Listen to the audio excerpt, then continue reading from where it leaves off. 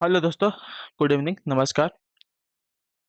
तो कैसे आप सभी लोग? उम्मीद करता हूँ आप सभी लोग अच्छे होंगे, कुशल मंगल होंगे। तैयारी जो है बढ़िया और अच्छे तरीके से अपनी कर रहे हो। तो जो भी क्लास में फर्स्ट टाइम आए हैं, पहली बार आए हैं, नए हैं, उन सभी को बता दिया इसका मतलब है जो है आपकी बीएड परीक्षा 2026 की आपकी तैयारी है, डेली बेसिस पे रेगुलर करवाई जाए। तो जिसे भी तैयारी पूरी करनी है, कंप्लीट करनी है, चैनल को सब्सक्राइब करके आप लोग हमारे साथ जुड़ जाइएगा। ठीक है, क्लास का समय देखिए, जीके जीएस की जो क्लास है सुबह 10 बजे डेली आप सभी को देखने को मिलती है। रीजनिंग की जो क्लास है दोपहर को 1 बजे देखने को मिलती है। कला की जो क्लास है शाम को 4 बजे। हिंदी की जो क्लास है शाम को 7 बजे आप सभी को देखने को मिलती है। इसी टाइम पर क्लास से जुड़ के तैयारी को पूरा और कंप्लीट करना आप सभी को। ठीक है, नीचे डिस्क्रिप्शन में आपको इंस्टाग्राम टेलीग्राम का लिंक मिलेगा, तो इंस्टाग्राम पे फॉलो कर लीजिएगा। टेलीग्राम चैनल को ज्वाइन कर, टेलीग्राम चैनल पर डेली बेसिस क्लास का अपडेट, एग्जाम का अपडेट, जो पीडीएफ है अगर आपको देखने को मिलेगा तो आप सब जो टेलीग्राम चैनल को ज्वाइन कर लेंगे। ठीक है, चलिए क्लास स्टार्ट करें बिना किसी देरी के। एक एक क्वेश्चन एग्जाम के लिए बहुत इंपॉर्टेंट है। और क्लास स्टार्ट करने से पहले सभी से रिक्वेस्ट है कि जिसने अब तक क्लास को लाइक नहीं किया लाइक करेंगे, शेयर नहीं किया शेयर करेंगे, और जिसने अब तक चैनल को सब्सक्राइब नहीं किया सब्सक्राइब करेंगे। और सबसे इंपॉर्टेंट चीज़ की, बहुत जन देख रहा हूँ क्लास में आ रहे हैं लेकिन सब्सक्राइब नहीं कर रहे हैं। तो कोई दिक्कत परेशानी अगर आप सभी को है तो बता सकते हैं सब्सक्राइब न करने का क्लास को, तो सब्सक्राइब कर दीजिए। इसमें आपका कोई जाने वाला नहीं है। ठीक है, चलिए पहला क्वेश्चन देखिए, कह रहे हैं प्रकाश का वेग है क्या? प्रकाश का वेग कितना है बताइए? तो प्रकाश का वेग है आपका 3 × 10⁻8 मीटर प्रति सेकंड। ठीक है, प्रकाश का वेग क्या है? तो 3 × 10⁻8 मीटर प्रति सेकंड है। ठीक है, तो ऑप्शन में जो दिया गया यहाँ पे डी वाला विकल्प आपका राइट आंसर हो जाएगा। ठीक है, क्लियर है सभी को? चलिए, 3 × 10⁸ जो है प्रकाश का वेग है। अगले क्वेश्चन को देखेंगे, आपका है 27 नंबर। जब एक जग के ऊपर किनारे तक पानी 0 डिग्री सेंटीग्रेड पर भरा जाता है, ठीक है, इसमें बर्फ का एक टुकड़ा तैरता है, जिस क्षण बर्फ पिघलती है तब क्या होगा? समझ जाइए कि एक जग है जो कि पूरा उसके मुंह तक एकदम लबलबा भरा हुआ है। ठीक है, मतलब 0 डिग्री सेंटी तक भरा हुआ है वो। ठीक है, इसमें एक बर्फ का जो टुकड़ा है वो तैर रहा है। जिस क्षण जो है बर्फ पिघल जाएगी तो क्या होगा बताइए?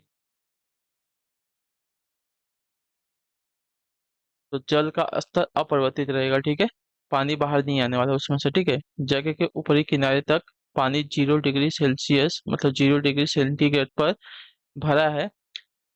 जब इसमें बर्फ का टुकड़ा डाला जाता है तब वह पिघलता है, तो द्रव का तल अपरिवर्तित रहता है। ठीक है, उसमें से पानी बाहर नहीं आने वाला, ना कम होने वाला है। ठीक है, अगले क्वेश्चन को देखेंगे, आपका 28वां प्रश्न, ध्यान से देखेंगे, बताएंगे राइट आंसर हो जाएगा। कंप्यूटर एप्लीकेशन को बनाने के लिए प्रयुक्त डीबीएमएस किसको कहते हैं बताइए? कंप्यूटर एप्लीकेशन को बनाने के लिए प्रयुक्त डीबीएमएस किसको कहते हैं? इसका सही उत्तर क्या हो जाएगा? तो इसको कहते हैं साथियों डेटाबेस मशीन सिस्टम को। ठीक है, option sorry, database management system को, मशीन सिस्टम को नहीं, मैनेजमेंट सिस्टम को कहते हैं। ठीक है, तो ऑप्शन जो आपका सी दिया गया राइट आंसर। कंप्यूटर एप्लीकेशन को बनाने के लिए प्रयुक्त टीबीएमएस का पूरा नाम आपका डेटाबेस मैनेजमेंट सिस्टम होता है। ठीक है, यह कंप्यूटर में महत्वपूर्ण आंकड़ों के मैनेजमेंट का कार्य करता है। ठीक है, चलिए अगले क्वेश्चन की तरफ बढ़ेंगे। आपका 29 आपके सामने दिया गया, बताइएगा राइट आंसर क्या होगा? निम्नलिखित में से किसको जो है पेंसिलों में प्रयुक्त किया था? निम्नलिखित में से किसको जो है पेंसिल, जो आप पेंसिल लिखते हैं ना, उसकी बात करें, पेंसिलों में निम्नलिखित में से किसका उपयोग किया जाता है? तो इसका राइट आंसर आपका हो जाएगा यहाँ पे ग्रेफाइट का। ठीक है, ग्रेफाइट का उपयोग जो है पेंसिल में किया जाता है। तो ऑप्शन हमारा जो दिया गया ए वाला विकल्प आपका राइट आंसर हो जाएगा। चलिए अगले क्वेश्चन को देखेंगे, आपका है 30वां प्रश्न, ध्यान से देखेंगे, बताएंगे सही उत्तर का। लौह धातु में जंग लगने के लिए वायु में इन दोनों की आवश्यकता होती है, किसकी? लौह धातु में जंग लगने के लिए वायु में इन दोनों की आवश्यकता होती है, किसकी आवश्यकता होती है? तो आपका राइट आंसर यहाँ पर हो जाएगा साथियों ऑक्सीजन और नमी की। ठीक है, ऑप्शन ये दिया गया आपका राइट आंसर हो जाएगा। ठीक है, चलिए ऑक्सीजन और नमी की आवश्यकता होती है लोहे में जंग लगने के लिए। चलिए 31 भारत में आर्सेनिक समस्या मुख्य रूप से इसके कारण है, किसके बताए? भारत में आर्सेनिक समस्या जो है मुख्य रूप से किसके कारण है? तो आर्सेनिक समस्या आपका राइट आंसर हो जाएगा यहाँ पे, देखिए प्रभावित क्षेत्रों में भौम जल का अति शोषण का। ठीक है, ऑप्शन जो दिया गया सी विकल्प आपका राइट आंसर। आर्सेनिक की समस्या का मुख्य कारण जो है भौम जल का अति शोषण है, या उन क्षेत्रों में ज्यादा पाई जाती है जहां भूमि जल स्तर निम्न है, जैसे कि गंगा का घाटी क्षेत्र। ठीक है, चलिए अगले क्वेश्चन को देखेंगे। 32वां प्रश्न पूछा गया, अम्ल वर्षा इसके कारण होती है, किसके कारण होती है? अम्ल वर्षा जो है किसके कारण होती है? तो अम्ल वर्षा जो है SO2 और NO2 के कारण होती है। ठीक है, ऑप्शन जो आपका दिया हुआ है विकल्प आपका राइट आंसर हो जाएगा। ठीक है, जब सल्फर डाइऑक्साइड तथा नाइट्रोजन के ऑक्साइड वायु में अत्यधिक संख्या में मौजूद होते हैं तो यह वर्षा के द्वारा जमीन पर आ जाते हैं, जिससे मनुष्यों को चर्म रोग तथा बहुमूल्य इमारतों तथा पेड़ पौधों को नुकसान पहुंचता है। ठीक है, चलिए अगले क्वेश्चन को देखेंगे 33। देखिए बताइए सही उत्तर क्या हो जाएगा 33 पे। जल बिंदुओं के रूप में जल की हानि क्या कहलाती है, बताइए। जल बिंदुओं के रूप में जल की जो हानि है क्या कहलाती है, इसका सही उत्तर बताइए।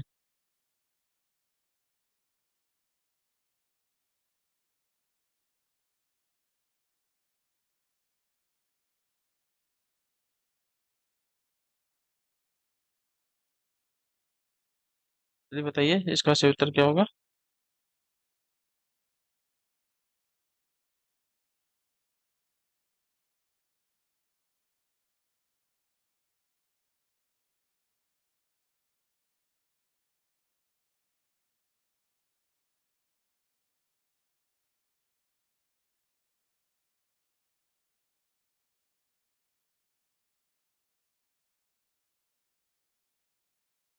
चलिए, तो इसका राइट आंसर हो जाएगा बिंदु स्राव कहलाती है। ठीक है, ऑप्शन हो जो आपका भी दिएगा, आपका राइट आंसर बिंदु स्राव की क्रिया में जो है पत्तियों के किनारों से जल बूंद बूंद के रूप में जो है निकलता रहता है। इस जल में कुछ जो है कार्बनिक तथा अकार्बनिक पदार्थ मौजूद रहते हैं। बिंदु स्राव की क्रिया जो है सामान्यतः रात्रि के समय होती है। ठीक है, चलिए अगले क्वेश्चन को देखेंगे। आपका 34 34वां प्रश्न क्या है। वात्सल्य मेला प्रतिवर्ष जो है कहाँ आयोजित किया जाता है। वात्सल्य मेला जो है प्रतिवर्ष कहाँ पर आयोजित किया जाता है, तो इसका राइट आंसर आपका हो जाएगा नई दिल्ली। ऑप्शन नंबर जो बी दिया गया है, सही उत्तर होगा। ठीक है, क्लियर। चलिए नेक्स्ट है आपका 35 नंबर क्वेश्चन आपके सामने दिया गया है। स्क्रीन पे है आपके रोमांसिंग विद लाइफ नामक पुस्तक के लेखक कौन, बताइए। रोमांसिंग विद लाइफ नामक पुस्तक के लेखक कौन है।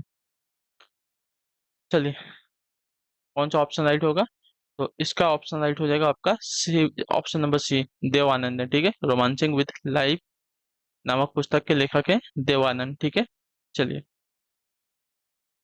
फिल्म अभिनेता थे या, तो ऑप्शन नंबर हमारा सी राइट होगा। चलिए 36 नंबर प्रश्न है। किस मुगल शहंशाह ने तंबाकू के लिए, कहते हैं किस मुगल शहंशाह ने तंबाकू के प्रयोग का निषेध किया था, बताइए। किस मुगल शहंशाह ने तंबाकू के प्रयोग का निषेध किया था। बाबर ने, जहांगीर ने, औरंगजेब ने या मोहम्मद शाह ने।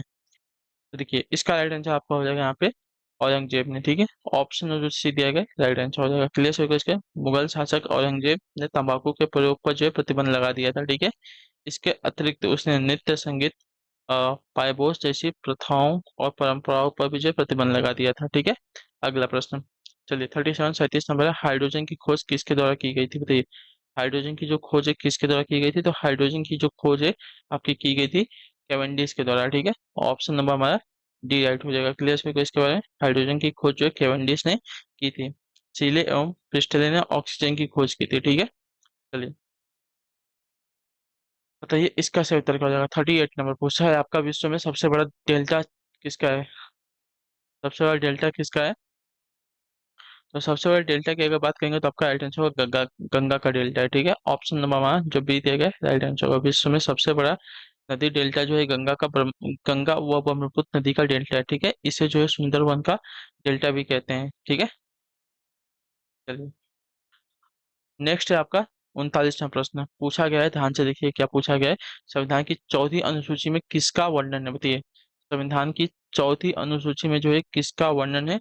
संविधान की चौथी अनुसूची में वर्णन दिया गया है साथियों हमारा राज्यों तथा संघीय क्षेत्रों की राज्यसभा में प्रतिनिधित्व का। ठीक है, ऑप्शन नंबर हमारा जो डी दिया गया है राइट आंसर होगा। भारतीय संविधान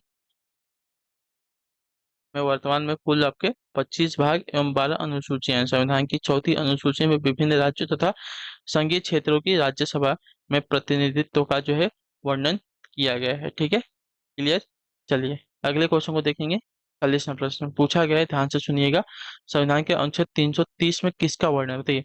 संविधान के अनुच्छेद 330 में जो है किसका वर्णन है, तो संविधान के अनुच्छेद 330 में वर्णन दिया गया है लोकसभा में अनुसूचित जाति एवं जनजाति के लिए स्थान का। ठीक है, तो ऑप्शन नंबर हमारा ए राइट हो जाएगा। क्लियर हो गया इसका है। चलिए लोकसभा में अनुसूचित जाति एवं जनजातियों के लिए स्थानों का आरक्षण का इसमें प्रावधान किया गया है। ठीक है, चलिए अगले क्वेश्चन को देखेंगे, आपका 41वां प्रश्न। देखिए पूछा गया आपका, कॉफी किस क्षेत्र का पौधा है? बताइए, उष्णकटिबंधीय का है, शीतोष्ण का है, कटिबंधीय का है, या दोनों का है, या किसी का नहीं है? देखिए यह जो है आपका उष्णकटिबंधीय क्षेत्र का पौधा है, ठीक है। कॉफी जो है उष्णकटिबंधीय क्षेत्र का पौधा है, तो ऑप्शन नंबर हमारा जो ए दिया गया है राइट आंसर हो जाएगा। क्लियर सभी को? आइए अगला प्रश्न। चलिए पूछा गया आपका, मालविकाग्निमित्र किसने लिखा है? बताइए, मालविकाग्निमित्र जो पुस्तक है किसने लिखा है? तो इसका राइट आंसर आपका क्या हो जाएगा? ऑप्शन ए, बी, सी या डी? तो इसका राइट आंसर आपका हो जाएगा ऑप्शन ए, राइट हो जाएगा, महाकालिदास का, ठीक है। ऑप्शन जो दिया है यहाँ पे, ये वाला विकल्प आपका राइट आंसर। महाकवि कालिदास का संस्कृत साहित्य के विकास में महत्वपूर्ण योगदान रहा है। कवि कालिदास जो है द्वारा लिखित पुस्तक है आपकी मालविकाग्निमित्र, ठीक है। तो ऑप्शन नंबर जो ए दिया गया है राइट आंसर हो जाएगा। क्लियर? चलिए अभिज्ञान शाकुंतलम, मेघदूत, ये सभी भी जो है इनकी प्रमुख रचनाएं हैं। चलिए 43। देखिए पूछा गया आपका, 1919 ईस्वी में रॉलेट एक्ट किस लिए जो है प्रसिद्ध हुआ था? बताइए।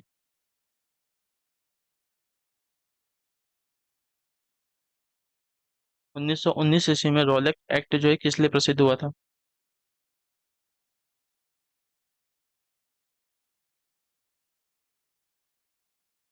देखिए, तो यह राइट आंसर हो जाएगा साथियों, संदेह के आधार पर गिरफ्तारी के लिए, ठीक है। ऑप्शन जो आपका दिया गया पीएल विकल्प आपका राइट आंसर हो जाएगा, ठीक है। क्लियर सभी को?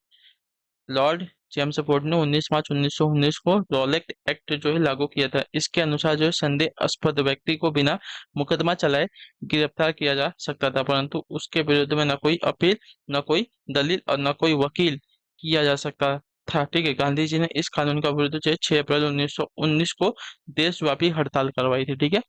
चलिए 44वां प्रश्न पूछा गया, खिलाफत आंदोलन के अग्रणी नेता कौन थे? बताइए। अगर चैनल को आप लोग सब्सक्राइब नहीं करोगे, लाइक नहीं करोगे, तो मजा नहीं आएगा, ठीक है। मोटिवेशन जो है डाउन होता है उससे। तो आ, इतना काम करते हुए चलिए और शेयर करते हुए चलिए क्लास को, ठीक है। जितना हो सके उतना बताइए अपने आसपास के लोगों को, ठीक है। चलिए खिलाफत आंदोलन के अग्रणी नेता कौन थे? तो इसका राइट आंसर आपका हो जाएगा अली बंधु, ठीक है। ऑप्शन जो आपका दिया गया ये वाला विकल्प आपका राइट आंसर हो जाएगा। खिलाफत आंदोलन भारतीय मुसलमानों का मित्र राष्ट्रों के विरुद्ध, विशेषकर ब्रिटेन के खिलाफ, तुर्की के खिलाफ के समर्थन में आंदोलन था, ठीक है। भारत में अग्रणी नेता आपके मौलाना मोहम्मद अली एवं शौकत अली थे, ठीक है, यानी कि अली बंधु थे, ठीक है। अगला प्रश्न, चलिए 45वां प्रश्न है। पूछा गया आपका, मुस्लिम लीग का प्रथम अधिवेशन कब हुआ था? बताइए। मुस्लिम लीग का प्रथम अधिवेशन कब हुआ था? तो मुस्लिम लीग का प्रथम अधिवेशन आपका वर्ष 1906 ईस्वी में हुआ था। ऑप्शन नंबर हमारा ये वाला राइट हो जाएगा, ठीक है। क्लियर सभी को? चलिए अगले क्वेश्चन की तरफ बढ़ेंगे। 46 46 नंबर पूछा गया आपका, निम्नलिखित वंश क्रम को क्रम से कीजिए, ठीक है। निम्नलिखित वंश क्रम को जो है क्रम से कीजिए। तो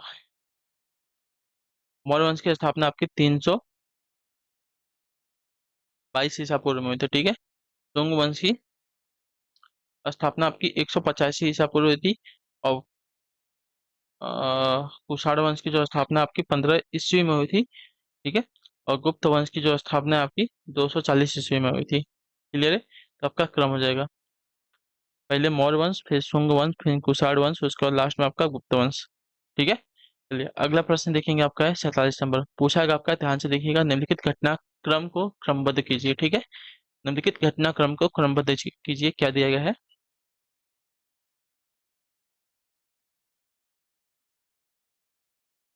बंगाल का विभाजन। तो बंगाल का विभाजन आपका हुआ था वर्ष 1905 ईस्वी में, ठीक है। चंपारण आंदोलन आपका वर्ष 1917 में हुआ था, ठीक है, यहाँ पे। इसके बाद खेड़ा आंदोलन आपका इसके बाद हुआ था, महीने का फर्क था 1918 में। और जलियांवाला बाग हत्याकांड भी आपकी 1919 में हुई थी, ठीक है। क्लियर?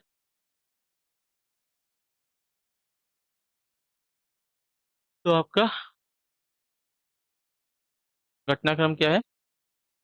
एक है, फिर तीन है, फिर दो है, फिर चार है। एक तीन दो चार, एक तीन दो चार, कोई नहीं है इनमें से, ठीक है। बंगाल का विभाजन पहले हुआ था, फिर आपका चंपारण आंदोलन हुआ था, फिर खेड़ा का आंदोलन हुआ था, फिर जलियांवाला बाग हत्याकांड हुआ था, ठीक है। चलिए 48 में भारत रत्न सबसे पहले किसको मिला था बताइए। भारत रत्न जो है सबसे पहले किसको मिला था। तो भारत रत्न जो है सबसे पहले मिला था डॉक्टर सीवी रमन को, ठीक है। ऑप्शन जो दिया गया है यहाँ पे बी विकल्प आपका राइट आंसर हो जाएगा, ठीक है। क्लियर। कला साहित्य तथा विज्ञान या बड़े पैमाने पर जन सेवा में उत्कृष्ट कार्य करने के लिए देश का सबसे राष्ट्रीय सम्मान भारत रत्न है, और इसकी शुरुआत आपकी वर्ष 1954 ईस्वी में हुई थी। सर्वप्रथम भारत रत्न प्राप्त करने वाले श्री राजगोपालाचारी, एस राधा कृष्णन एवं डॉक्टर सीवी रमन थे, ठीक है। तो वहाँ पे सीवी रमन दिया गया, तो सीवी रमन आपका राइट आंसर हो जाएगा। चलिए आखिरी क्वेश्चन है आपका 49वां प्रश्न। पूछा गया जनसंख्या का महाविभाजन किससे जनसंख्या का महाविभाजन जो है वर्ष किसे कहा जाता है बताइए। जनसंख्या का महाविभाजन वर्ष जो है किसे कहा जाता है।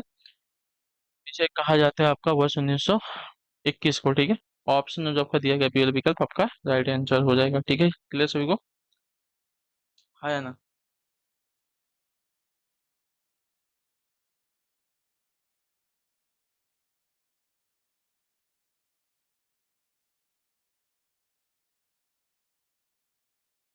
क्लियर है। वर्ष 1921 में जो जनगणना की गई उसमें जो है भारत की कुल जनसंख्या में कमी प्रदर्शित हुई थी, इसलिए वर्ष 1921 ईस्वी में जनसंख्या का महाविभाजन वर्ष कहा जाता है, ठीक है। चलिए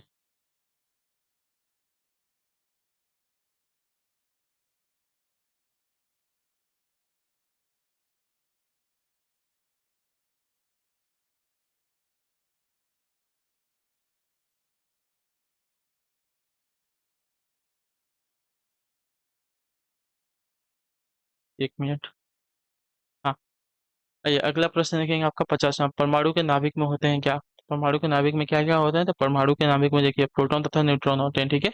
ऑप्शन नंबर हमारा जो सी दिया गया राइट आंसर हो जाएगा। क्लियर होगा इसके बारे में। चलिए परमाणु यानी कि एटम, ठीक है। तीन मूल कणों इलेक्ट्रॉन प्रोटॉन एवं न्यूट्रॉन से जो है मिलकर बनता है। इलेक्ट्रॉन नाभिक के चारों ओर चक्कर लगाता रहता है इसमें, ठीक है। तो प्रोटॉन के नाभिक में क्या होता है, तो परमाणु के नाभिक में क्या होता है, प्रोटॉन तथा न्यूट्रॉन होता है, और इलेक्ट्रॉन को है नाभिक के चारों ओर चक्कर लगाता है, ठीक है। चलिए